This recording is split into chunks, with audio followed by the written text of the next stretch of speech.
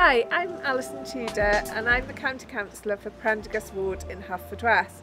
I decided to become a County Councillor because I wanted to represent the community that I live and work in. I also became a County Councillor because I wanted to be part of the policy and decision making process for the whole of Pembrokeshire.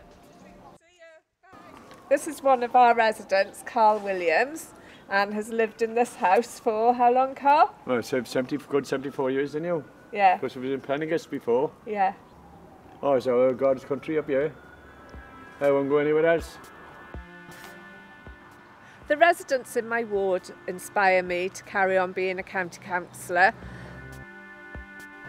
It's such a good feeling when you've managed to help somebody. Even if you haven't got the result that you wanted and it's not a positive result, at least at the end of the day you know that you have actually helped to make their life better. Thank you. Yes.